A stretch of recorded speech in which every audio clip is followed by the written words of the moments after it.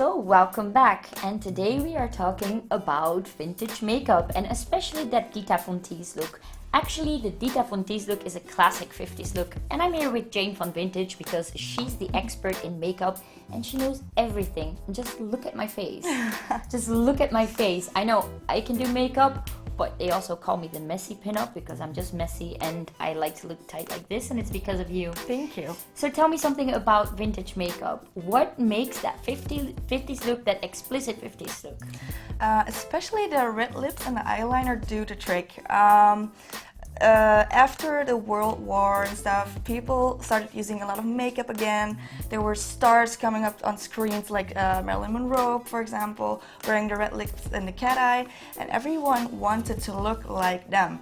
So they started it too, and it's like a really 50s thing to do that. Yeah. So, but why do you think it has a revival right now? Like, there's a lot of people who use winged eyeliner, the old school eyebrows are back, the red lipstick. Why do you think that is?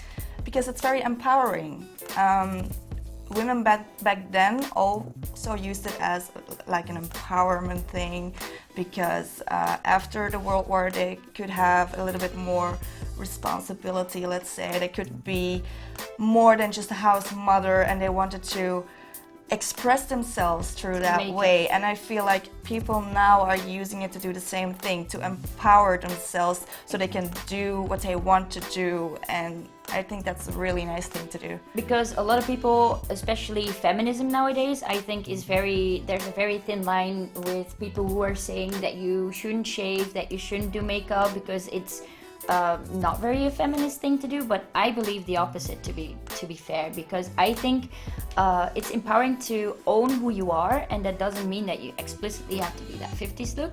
But what you just explained, I think that makes it a really feminist thing to do, because you want to look good, you want to feel feminine, and even if you don't, it just makes you feel better to dress up and to put makeup on yourself. Because exactly, and it's also not about men at all. Some people do think that women put makeup on themselves to make themselves attractive for men, but to me it is not about that at all. If a man doesn't like all the makeup I'm wearing, I don't care. I think I look good, and that's what makes me proud of it. Yeah, of course, I totally agree with you, because I also think that wearing this makeup and taking the time to do it for yourself, just that me time is just the best thing to do. It's important, but some women are like, yeah, but I do want to look good for my husband. Well, you go, girl. Well, you can. Of course. You can. You know, I think feminists are like being the woman who you are and being proud of that.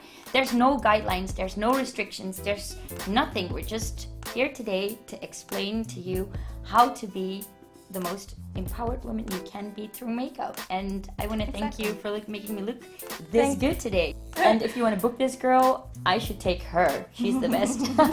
Thank you, Jane von Vintage. Thank you too.